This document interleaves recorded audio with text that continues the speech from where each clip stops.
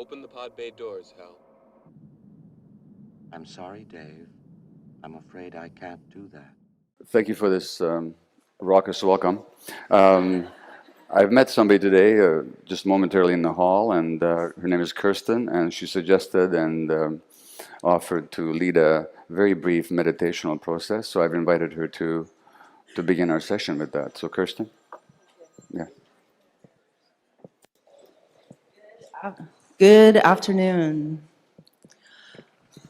Let's take a deep, grateful breath in. Gratitude to MAPS. Thank you for all your work. Deep breath out.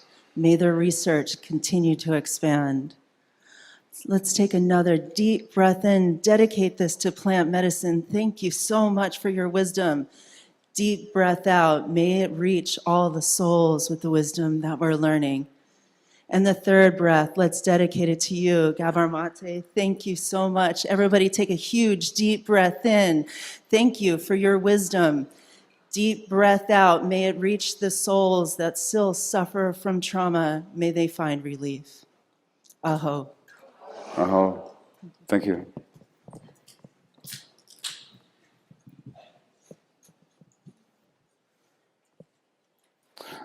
Ten years ago, which was close to the end of my clinical work as a physician, if you had told me that I'd be addressing hundreds of people at a psychedelic conference, I wouldn't know what drugs you were taking.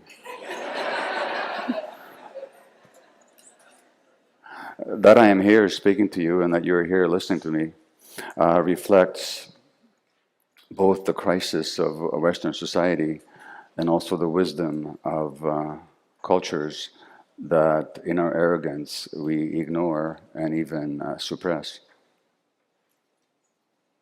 Now, psychedelics, as you know, have been used, and plant medicines have been used by humankind for ages. In fact, one of my favorite books is Homer's Iliad and then the Odyssey. And rereading the Odyssey just a few months ago, there it is, plant medicine. This book was written down, composed probably 2,700 years ago, and written down maybe 2,400 years ago. And the hero Odysseus is heading home from the Trojan Wars and is going to suffer many setbacks and blockages along the way. And at one point, he is telling his story to some of his hosts on his way home to his island. And this deep sadness that overcomes the company at the losses and traumas that they had endured in the Trojan War. And then Helen, the face that launched 1,000 ships, who was at this dinner, then gives them a plant medicine. So I'm just going to read you these few passages from Homer about what happens. Then Zeus's daughter, Helen, thought of something else. Into the mixing bowl from which they drank their wine, she slipped a drug, heart's ease, dissolving anger, magic to make us all forget our pains. No one who drank it deeply, mulled in wine, could let a tear roll down his cheeks that day. Not even if his mother should die, his father die. Not even if right before his eyes some enemy brought down a brother or darling son with a sharp bronze blade. So the power of the plant medicines to ease human suffering. Let me begin with a story of suffering. This is a woman who has a condition called scleroderma. And scleroderma is an autoimmune disease where the immune system attacks the body and basically destroys it. Sclerosis has to do with hardening, and derm is the skin. So scleroderma is a hardening of not just the skin, but the connective tissues in the skin and in the joints and in the muscles. So people with scleroderma literally become rigid. And this woman was so rigid that if you took a look at the photograph of her 3 or 4 years ago, her face was like a rigid, distorted grimace of a mask. And although she was a highly capable executive assistant to a leading international researcher at Harvard, at the full-blown height of her disease, she literally could no longer type because her hands were too rigid to move her digits. And she was lying in bed and could not get up without assistance. And this is what she writes. Now, when I say this is what she writes, that gives you a clue that she's no longer in that state. She's writing now. She's actually writing her biography. And she just sent me an email today about the writing and how excited she is about the writing. But literally, 3-4 years ago, she could not even touch the keyboard without it causing too much pain, and she couldn't manipulate her fingers. And so this is her memoir. Feeling my skin tighten with the cruelty of a balloon that won't pop, I'd watched my face harden against my skull like a lifeless reconstruction of a prehistoric head from ancient remains. With gravity wrenching at my every aching joint, my only thought for so long was how I would have welcomed the warm black dull of sleep over anything in the living world. I hadn't slept in nearly 2 years, the dark under my eyes waxing like a black moon. Night after night, I lay in my bed, unable to remain in a single position for more than 15 minutes, rolling like a broken tortoise, side back side throughout the night. In an act of mercy, I would occasionally fall into depths of my unconscious, only to return to a body that had been tortured while I had drifted desperately into the hungry twilight. Oh, how I paid for every scrap of sleep I stole. My eyes somehow always closed and always seeing, somehow always dead and always dreaming. And then what she did, and I don't recommend that you try this at home, kids, but what she did, because she was unable to attend or travel anywhere, she could not even get out of bed without assistance, she could not move around without a wheelchair, she actually ordered some ayahuasca online. Again, I'm not suggesting you try this at home. But she did. She drank the ayahuasca, and that night she stood up independently for the first time in a couple of years. She has since traveled to a foreign country where we do our ayahuasca retreat. She walks without assistance. She's mobile. She's active. She's writing her biography. All this despite the fact that all the Western medicine she was given had failed and the physicians had written her off for dead. In fact, all she wanted was to get an assisted suicide until she discovered some of my work on the mind-body unity, and she discovered ayahuasca. Now that speaks to a number of issues. Number one, obviously it speaks to the potential of the plant medicines, which I'll return to later. Number two, it speaks to the nature of disease. Now, disease in North America and in Western medical ideology is perceived as a biological entity that strikes people for either genetic reasons that we can identify or for causes that have to do with random bad luck, which we cannot identify. But in any case, the disease is seen as purely as a biological event, and the solutions are only biological, in the sense that the best we can do with chronic illness, like autoimmune diseases, mental health conditions, and often cancer, is to mitigate its symptoms, but not to actually heal the underlying condition. And that's the best that Western medicine has to offer. Now, as a physician, I'm well aware of the miracles of cure that Western medical practice can also offer in many acute conditions. But we're really inept at dealing with chronic conditions of the mind and the body. And if we're inept, it must be because we don't quite get what it's all about. And if we're looking in the wrong direction, we'll never find the answers. Now, a big difference between Western medicine and shamanic medicine is that Western medicine cleaves the mind and the body, let alone the spirit that it's not even aware of, into separate entities, and it considers that they have no impact on one another, no relationship to one another when it comes to health and illness. The reality is otherwise. The reality actually is that you cannot separate mind from the body in health or in illness. And let me just give you an example. A study last year showed that amongst American black women, the more experience of racism a black woman has had to endure, the greater her risk for asthma. So there's something about the nature of racism that clearly stresses the individual, and that stress can cause perturbation of her lung functioning. This may seem mysterious, but it isn't at all when we consider also the studies that show that the more stressed the parents are, the more likely the kid is to have asthma. And of course, how we treat asthma is with stress hormones. Clearly, chronic stress disorganizes the immune system, and through the connections of the emotional brain with the nervous system, it actually constricts the the airflow to the lungs. Is that the problem of an individual? Or clearly not. The child whose parents are stressed and who suffers asthma is clearly stressed by the stresses of her parents. But what are the parents stressed by?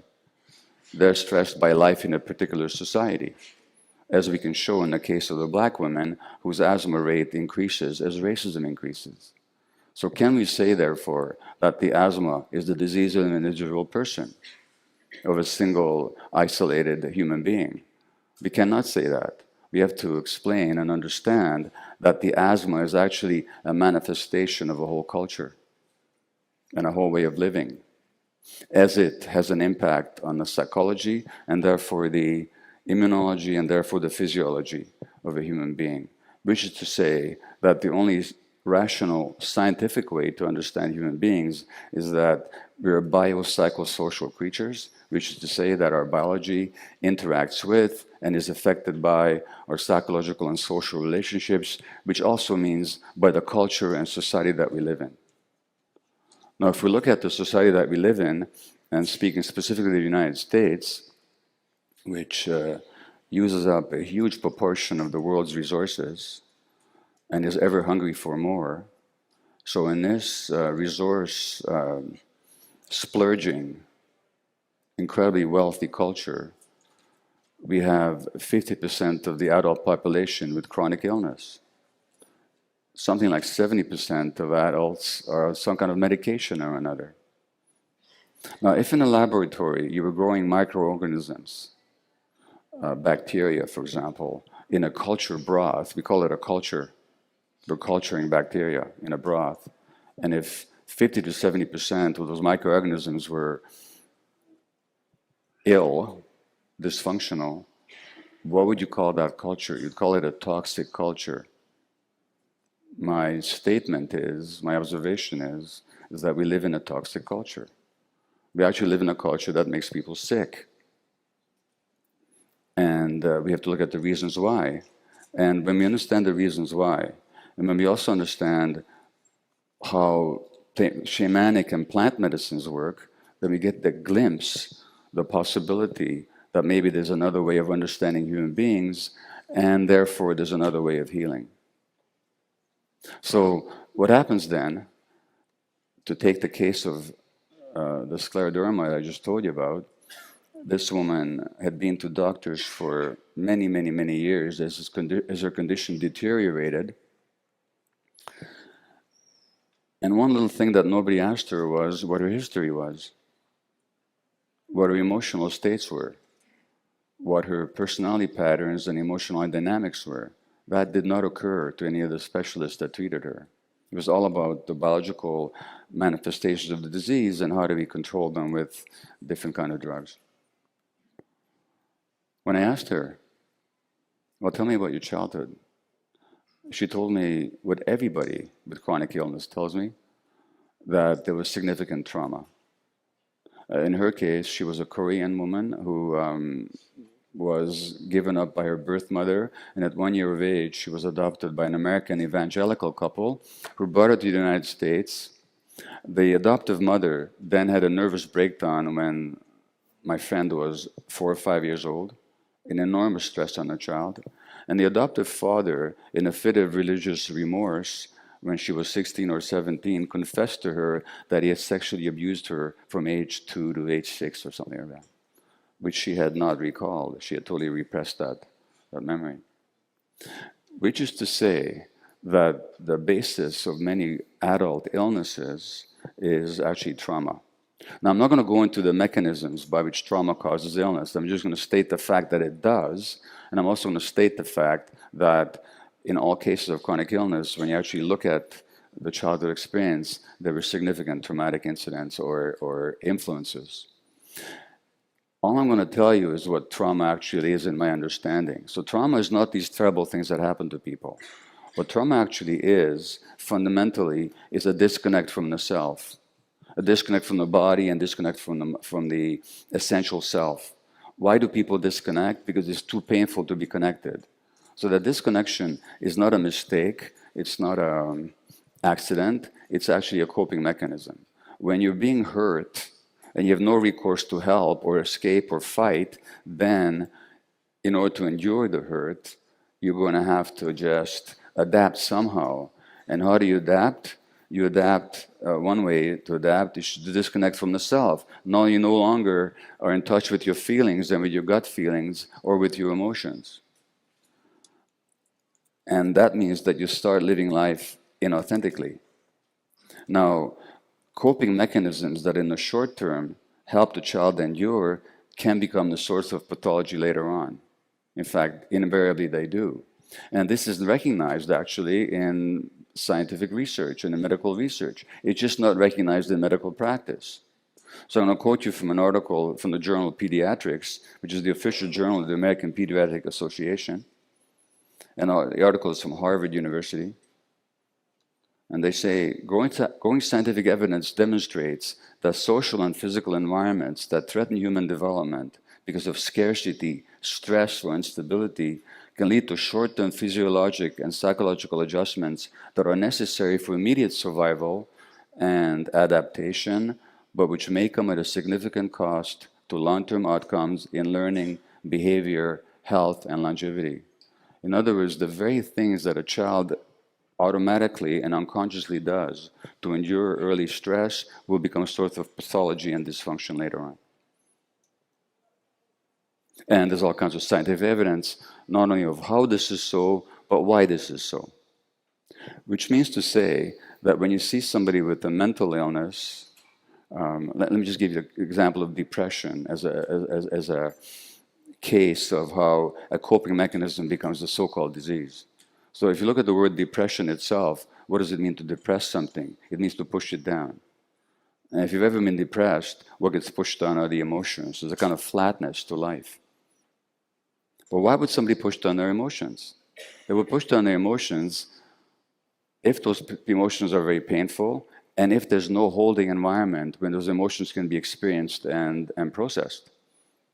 As in the case of a child whose parents are too stressed, too dissociated themselves, too traumatized, too unavailable to help the child move through the natural pain and fear and grief that life will cause. Well then, how does such a child, and the anger that may arise, how does such a child then deal with those difficult emotions? Pushes it down. And 20 years later, 30 years later, diagnosed with depression. And now the medical profession says, you've got this brain disease. You probably inherited it. And it's biological. And the only solution is a biological one. Here's a drug that you can take for the next 20 years. Instead of actually looking at the original cause and how to help that person reconnect with themselves so they can feel their emotions and experience their pain and their grief and their anger, whatever else happens to be there. Now, that's the Western medical model. So not only does life experience in this society traumatize a lot of people, then the treatment model is such that it narrows down the understanding of what happened to them to a single, simple biological entity that then we basically control by means of pharmaceuticals. And that's largely the Western medical mindset in which I was trained, and which doctors continue to be trained. And I won't even go into great detail about brain development, because when we talk about addictions or depression or anxiety as diseases of the brain, which we talk about as if they were biological entities lodged in the brain purely, we're ignoring some simple little fact, which is that the brain itself develops an interaction with the environment. So in the same Harvard article, they talk about how the fact that the brain is constructed through an ongoing process that begins before birth. So already what happens to pregnant women will have an impact on the brain development of the child and continues into adulthood. And then they say the interactions of genes and experiences literally shapes the circuitry of the developing brain and is critically influenced by the mutual responsiveness of adult-child relationships, particularly in the early childhood years. Which means to say that the critical influence on the physiological development of the brain circuits implicated in all mental illness and addictive behaviors is actually the quality of parent-child relationships. Which then, if you look at what's happening on a social level, when depression and anxiety are the fastest growing diagnoses on our campuses, both in Canada and the US, anxiety is the fastest growing diagnosis. When according to the World Health Organization, we're seeing 5 times as much depression as we saw 10 years ago, we cannot be looking at genetic factors, because genes don't change in the population over 5, 20, or 30, or 40, or even 400 years. What we're looking at is the impact of stress on the parenting environment. And what is causing that stress? The growing inequality. In the United States, the top 1% of the population has a 15-year-old longer expected life expectancy than the bottom 1%. Inequality kills you. Social stress. Every time a Walmart goes up or a Costco goes up and local stores die, and now you get into your car, instead of walking to your neighborhood store, you get into your car all by yourself and you go to a place where you don't know anybody. Well, you might get it for cheaper, the goods that you're looking for, but you also lost social connections. And social isolation kills people. People who are isolated will die, get sicker quicker, and die sooner of their diseases. Because again, the biology of people cannot be isolated from the social and emotional and psychological environments. And all you have to do is remember the death of Debbie Reynolds one day after the death of her daughter, Carrie Fisher. You think her stroke was an accident? It was a response to unbearable pain, because you can't separate people's biology from their emotions.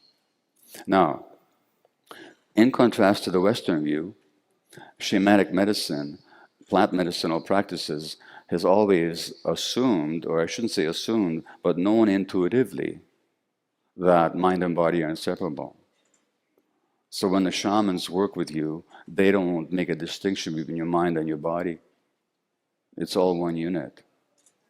And so in the ayahuasca ceremony, when the chanting takes place, that chanting is very directly aimed at whatever is happening to you on a bodily, energetic level, which also shows up in your emotional states and in your thoughts, so that it's a completely holistic practice. So even if you did not allow any credibility to the power of the plant itself, the very nature of the healer and you might say recipient interaction is healing, because they're working with the whole mind-body unity. Number one. Number two, as my friend Peter Levine, who's a leading trauma researcher, writes in his book, In an Unspoken Voice, he says, rather than being a disease in the classical sense, and he's talking about trauma, and I'm saying that trauma is at the heart of virtually all illness. Rather than being a disease in the classical sense, trauma is instead a profound experience of dis-ease or disorder. What is called for here is a cooperative and restorative process with the doctor as an assisting guide and midwife. A midwife to what? A midwife to the rebirth of that individual as a whole, unified, organic entity. that unified entity that was cleaved when trauma happened and the person had to disconnect from themselves in order to not to endure so much pain. So if you look at the essence of trauma, it is actually that, as I said before, that disconnection from the self. And that is expressed very well by two spiritual teachers. One of them is Eckhart Tolle, who says basically all emotions are modifications of one primordial, undifferentiated emotion that has its origin in the loss of awareness of who you are beyond name and form. In other words, the loss of the true self. Because of its undifferentiated nature, it is hard to find a name for that precisely describes this emotion. Fear comes close, but apart from a continuous sense of threat, it also includes a deep sense of abandonment and incompleteness. It may be best to use a term that is as undifferentiated as the basic emotion and simply call it pain. And another teacher, A.H. Alma, says, talking about childhood, that the fundamental thing that happened and the greatest calamity is not that there was no love or support. The greater calamity, which was caused by that first calamity, is that you lost the connection to your essence. That is much more important than whether your mother or father loved you or not. Well, that's really good news. Because if the trauma was that you were sexually abused, or that your parents were too depressed to really connect with you, or too stressed to be emotionally available to you, or if they hate you or emotionally stressed you, if that was the trauma, then unfortunately it's over because that happened decades ago. But if the trauma is actually the loss of self, loss of connection to self, then that self can be reconnected with at any time. And when we talk about, say, the healing of addiction, what's the word for that? We call it recovery. And recovery, of course, very specifically means the finding of something, the finding again of something. Well, what is it that's recovered or found again in the recovery from addiction? Well, when you ask people, just what did you find when you recovered? Invariably the answer is, I found myself. So what happens in recovery is that remembering of the self, which means that it's always available. Now, the other aspect of trauma is that once it happens, you can no longer be comfortable in the present moment. When the present moment hurt you so much that you became afraid of it, then your whole mind will be oriented towards escaping the present moment. Escaping it by any means possible. And what kind of a culture do we live in? We live in a culture that is predicated and economically based on escape from the present. And that was very well expressed by the Catholic monk Thomas Merton, who wrote the following, if I can just find it.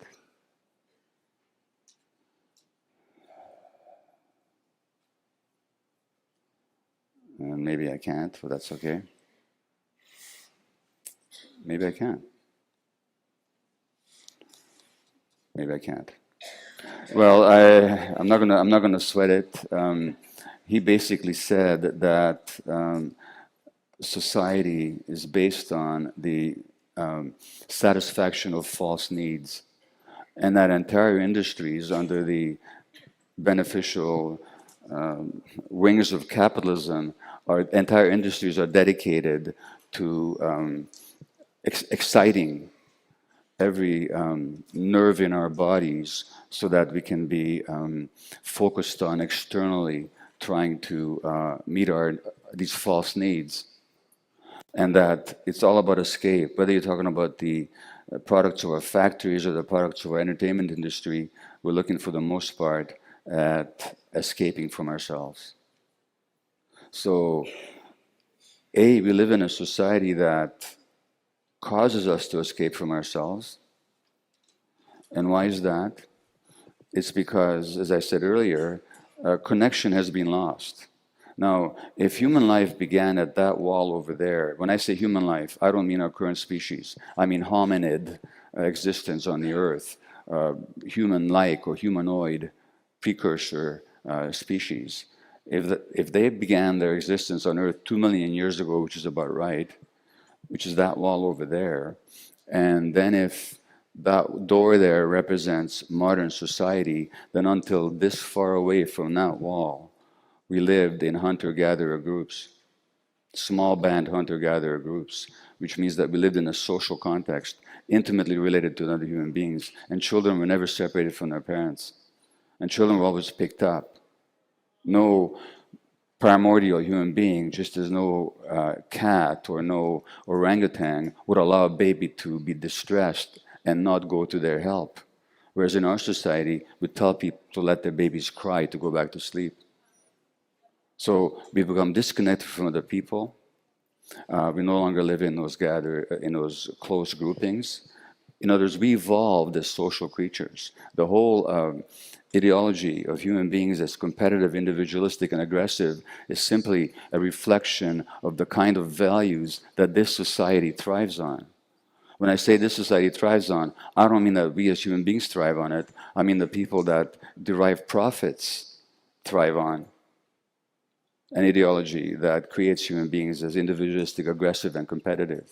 It justifies the very nature of the society. So they create an image of human beings that reflects the needs of the dominant groups, but they don't reflect real human nature. Real human nature, evolutionarily, could not have survived unless it was cooperative, compassionate, and social. So when we have a society that denies basic human nature and then creates false needs where our real needs are not being met, now we have false needs that have to be met and we're all chasing these false needs, what are you going to get? It's a lot of disconnection and a lot of stressed people. And as a result, a lot of stressed children. And how does that show up? It shows up in the millions of children being medicated for all kinds of mental health conditions. And people are wondering, what's this all about? What's this all about is the very toxic nature of this culture. Now, if you look at the research on what is the optimal parenting environment, the optimal parenting environment, guess what? Is the hunter-gatherer tribe, where children have connection to many adults, where many adults serve as parents, where children are always with the adults, and they grow up under adult leadership, and people are cooperative. So I'm going to read you a description, and such human beings still exist on the earth, although thanks to the benefits of globalization, there are fewer and fewer of them, and they're going to be fewer yet, as we can probably predict. But this is from a book called Memoirs of an Addicted Brain by Mark Lewis. And Mark Lewis is describing a journey to the Malay Peninsula where he was doing some research. Let me read you a description of two human beings that might seem quite wondrous and strange to you, but it actually reflects who human beings are. Just before reaching the highlands, almost desperate now for a shower and a normal meal, I met a pair of orang asli, these are tribesmen, who looked like they just stepped out of a time machine. I was ahead of the others, so I was the first to see them. A man and a boy of 10 or 12, father and son, I was sure. They stood so still that I almost bumped into them, and my first reaction was fear. The man held a blowgun by his side. It was as long as he was tall, and I knew it was equipped with a poison-tipped dart. He held it casually upright beside him. He wore only a loincloth. The boy was completely naked. We gaped at each other, maybe for just a minute, but it seemed much longer. The man looked strong and confident and proud, not the kind of proud that comes from collected accomplishments, but the kind that comes from being completely at home in the world. Now, the Buddha said that with our minds we create the world. With our thoughts we create the world. What he didn't say, and this is modern psychology's job, is to point out that before with our minds we create the world creates our minds. So the kind of minds that this culture by and large creates see the world in a particular way, and then they inhabit that world that their minds created. So if somebody says that the world is a horrible place, they're going to live in a very different world than somebody who believes and knows that the world is a place of beauty and pain, of potential, of loss, of presence, of companionship, of compassion, and of suffering. Those two individuals live in very different worlds.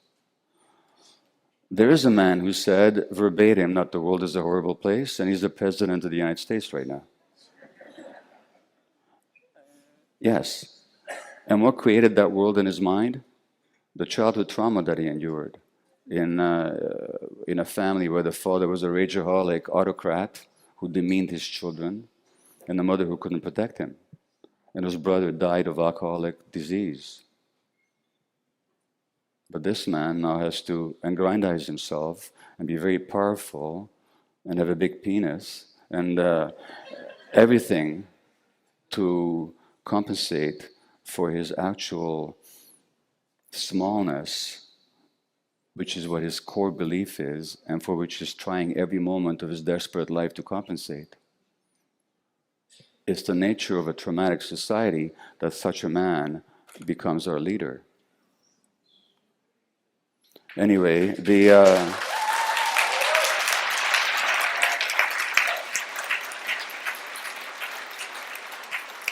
man looked strong and confident and proud, not the kind of proud that comes from collected accomplishments, but the kind that comes from being completely at home in the world.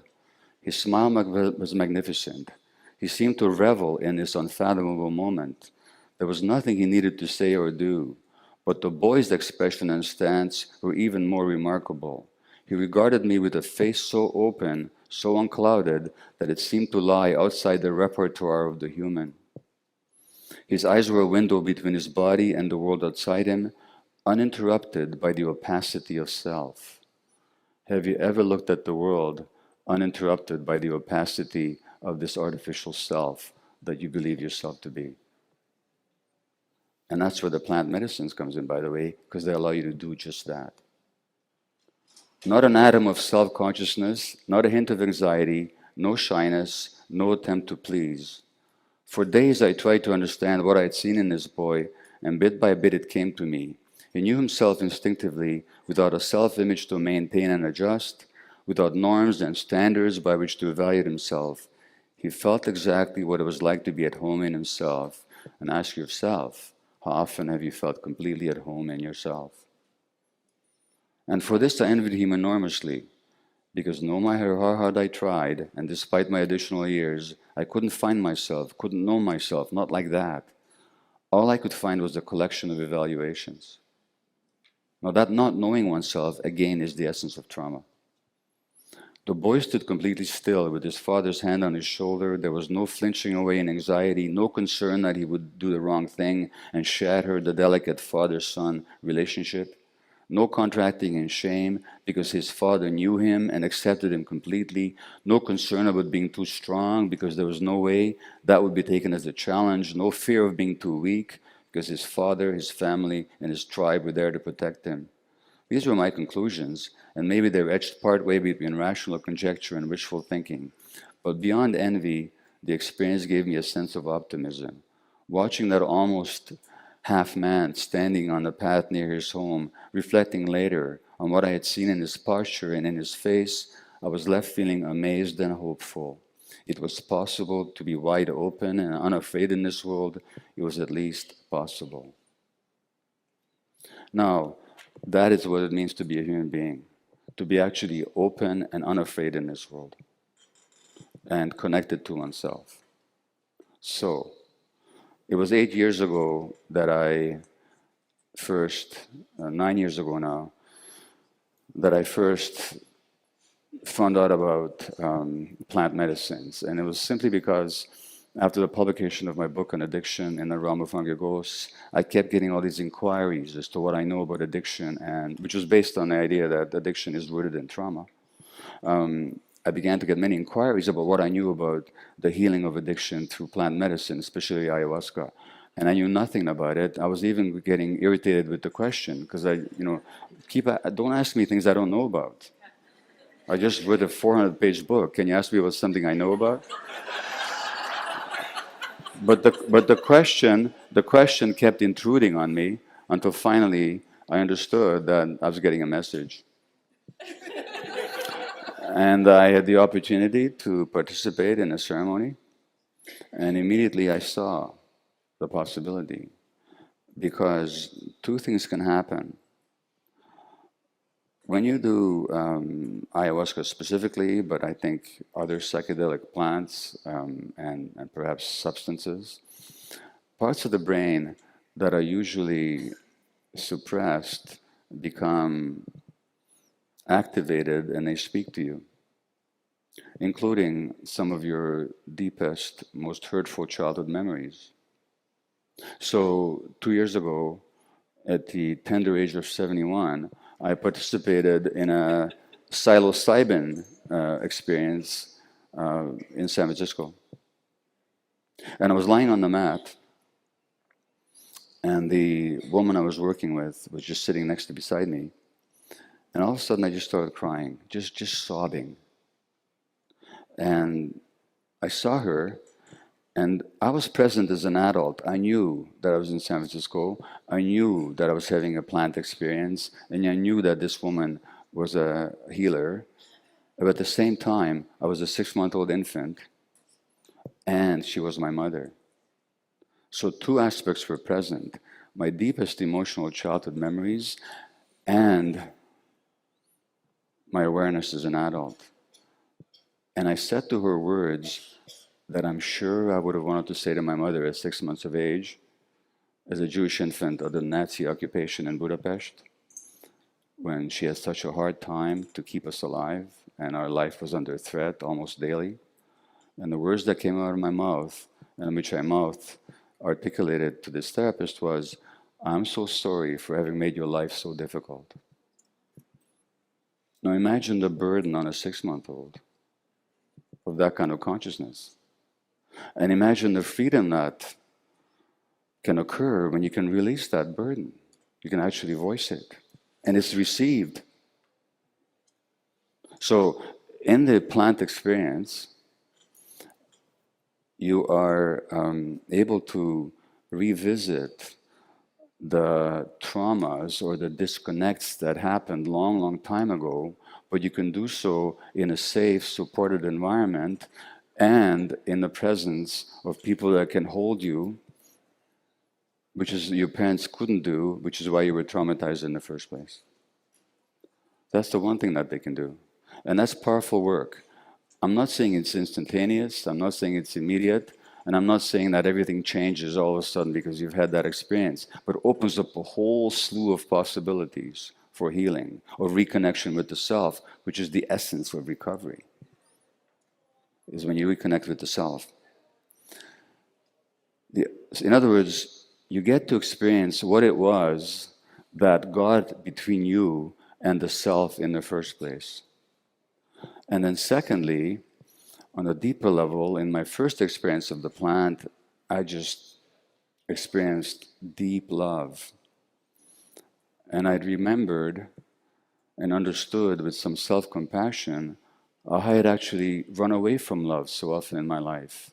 How I had betrayed love, in fact, because it was so vulnerable. Because in the first place, when I loved, I was hurt. So then you spend your life escaping from love or looking for it in the wrong places. But when you reconnect with love, you connect with who you are, because that's who we are. That's our essence. It has to be our essence, because without it, we'd never have survived as a species. In short, to encapsulate the plant medicine experience in the right context, and I have to really emphasize the right context, you experience how you lost that connection, but you experience also what you were disconnected from, which is your true essential self. Now that's a simplified statement of it, but that is the process. That is the process that opens up, that these plant medicines make available to you. So not only that, as Peter Levine says in his book, there's something else here as well. He says, in contrast to the Western medical approach where I am the expert and I'm going to cure you, in the shamanic traditions, he says, contrast the alignment to that of the shamanic traditions where the healer and the sufferer join together to re-experience the terror while calling on cosmic forces to release the grip of the demons. The shaman is always first initiated via a profound encounter with his own helplessness and feeling of being shattered prior to assuming the role, the mantle of the healer. Such preparation might suggest a model whereby contemporary therapists must first recognize and engage with their own traumas and emotional wounds. Now, you know, that's just the opposite of what we do in medical training, you know, just the opposite. So that's why I'm saying that even if we leave out the use of the plants, just absorbing the lessons of the plant traditions into the therapeutic model will go a long way towards restoring healing to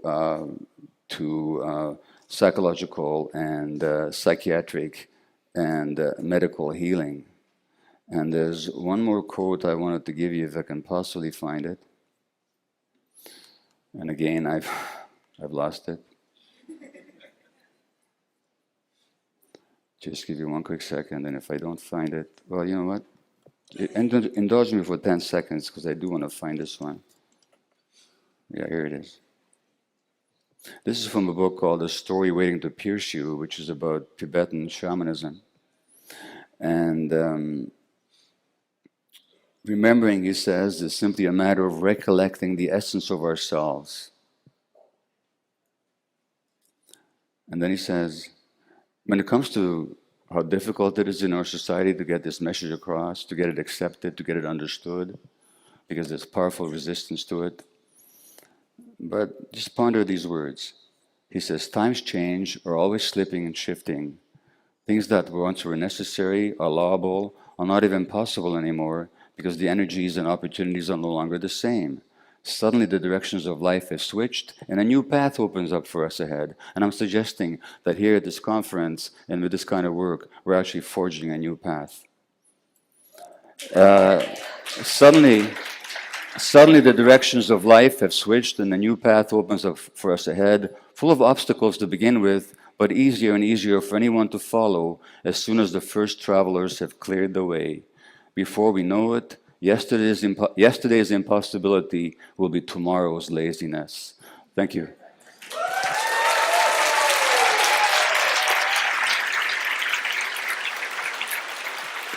Thank you.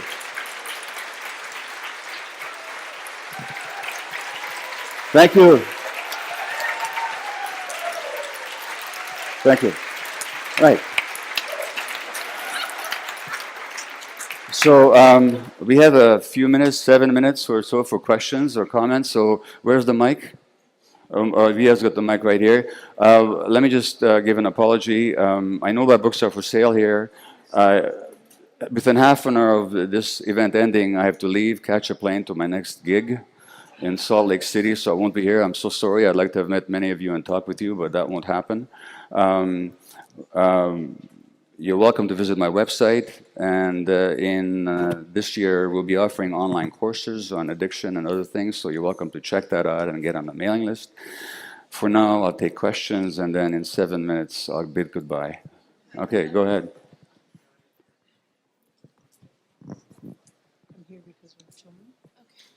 Hi. Hi.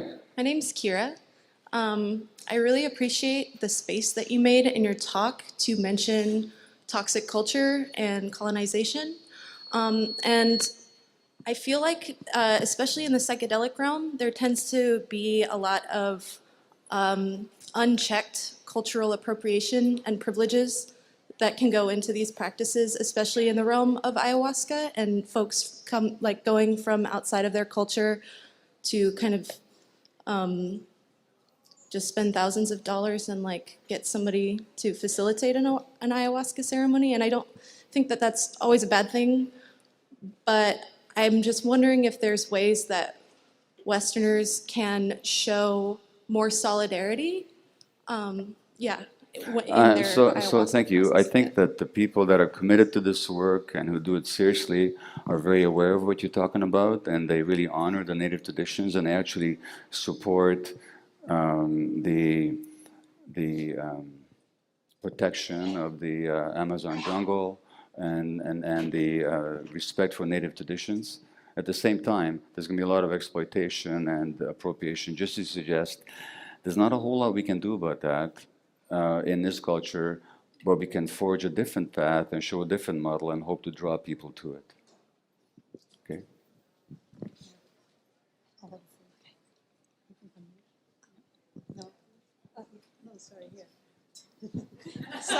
We're filming, so.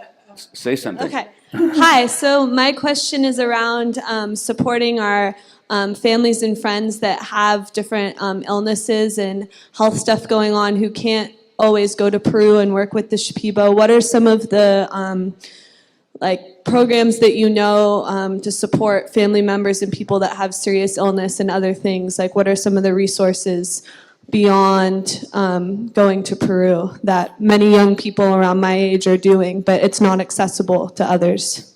Well, the plant medicines are always going to be, in the foreseeable future, and I think in the long-term future, a minuscule drop of 1/1000% of what's accessible to people. That's just the nature of the culture. So there's got to be treatment modalities that understand these principles. For all the research that MAPS will do, it's going to take a long time before, say, MDMA, which is not a plant medicine, but MDMA is really available to many, many, many, many people to heal PTSD, for example, because it'll take a long time to train that many practitioners and to make it available. So there's got to be other modalities in terms of how to support family members and others who are involved in addiction or chronic illness. I don't know what to tell you except to read my books, you know, and to find people with that perspective, with a holistic perspective. You don't need plant medicines to have a holistic understanding of human beings. So plant medicines are great, but at least we can take the lessons of what they have to teach and apply them even to people who have no access to the plant medicines. That's the best I can tell you.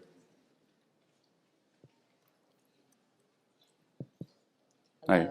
Hi. So quality of parental connection, that was the part that really struck me about what you were talking about. And as a parent now of a 15, almost 16-year-old daughter who is flailing and an 8-year-old son, my question to you is, how do we create that quality when we are stressed and we're disconnected and we're in a concrete jungle and and the devices, and everyone's plugged in all the time, and Well, like, so how do we look, do that?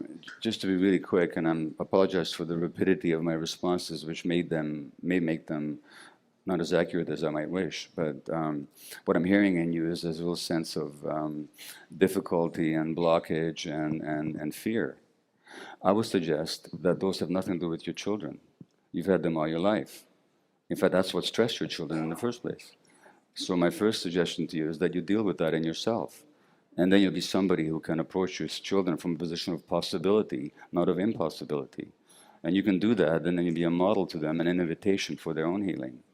Specifically, I would, if you want to deal with kids, and I don't mean to be self-serving here, but I highly recommend you read my book on child development and called Hold On to Your Kids. That'll give you a lot of tools, but beyond any tools, it's who you're being for them that makes the biggest difference. And if you're coming from a sense of despair and difficulty, you're not in a position to help them, okay? And believe me, I know that from my own parenting. I've been there, done that, okay? Thank you.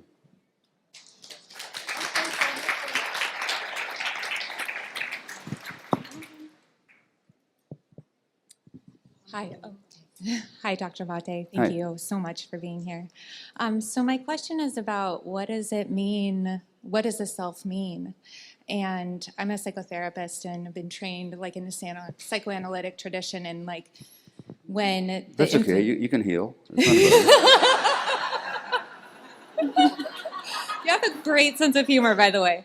Thank you. No, I was serious. No, it's true. It's true. That's why we do this. Okay, come on.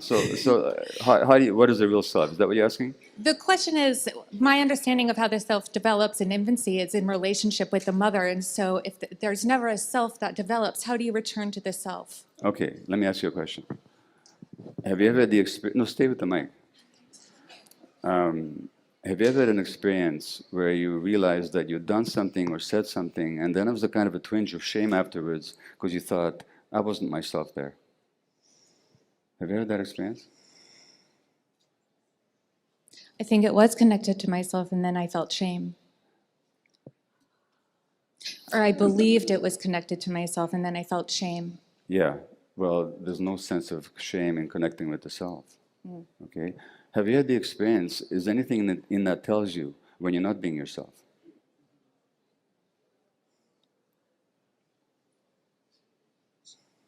It's hard to answer. Well, then you need help. Yeah. Yeah, you know, and I can't give you an intellectual answer to that because I don't want to speak to your mind. Your Well, mind yeah. your mind has already had a lot of training. I think the self is ever evolving. Okay, I'm not going to get into an intellectual discussion. I'm telling you that the self is right here in the gut. No.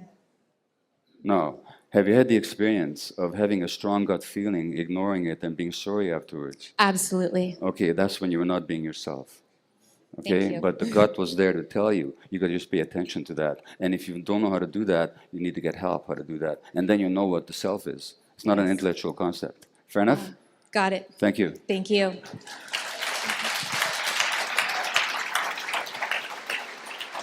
This is going to be the last question, so I apologize for that, but this is the last one. Hi, Dr. Mate. In 2009, I emailed you. My name is Lisana Red Bear, and I asked you if you had worked with Indigenous peoples up in Vancouver. Yeah. Mostly because your approach, compassionate and empathetic approach to chemical dependency treatment spoke to my heart. And I'm happy to see that this awakening in regards to Indigenous plant culture has spoken to your heart. I want to express that there's a prophecy. There's a prophecy of our ancestors that said that the colonial settler offsprings were going to come back to the Indigenous people and ask us for healing and ask us for our ways and our understanding.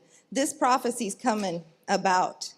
But in context with that, as an Indigenous person, even standing here, my heart is pounding like a rabbit, a jackrabbit in my chest, because what I have to say is not going to necessarily going to maybe make anybody happy.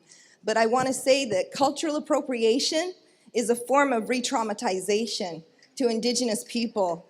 And that by saying that there's no accountability and there's nothing that you can do about it, that's dismissive. And it just broke my heart to hear you say it. And I know that it's within this context and you have a short amount of time, but I'm going to ask you to pray on that. Well, if that's what you heard me say, listen, I get it. If that's what you heard me say, given your experience, I can see why it would break your heart. But when I speak to Indigenous groups in Canada, which I often do, because they want to hear this message, they want to understand about their historical trauma and their current addictions, and I totally understand. I totally understand. What I'm saying is I get a lot of invitations from First Nations groups in Canada. I can't keep up with it because they want to hear this message. And one of the things I say to them is that we have a lot to learn from you. That's not if I learn from somebody, I'm not appropriating anything. I'm just learning. So in the First Nations traditions, there's a lot of communal activity and supposed of individual healing. There's a lot of chanting and ceremonial work. But here's what I'm noticing with you right now, and I'll have to finish speaking here. You're speaking from a deep wound. I'm sorry you took what I said the way it occurred to you. I'm not going to make you wrong for it, but I cannot stand here and heal your wound. I just can't do it. But Everybody here to just be accountable for your own white privilege. all right, well, look, I appreciate your courage in standing and challenging me, and I'm very grateful for it. Thank you, and thank you all for listening.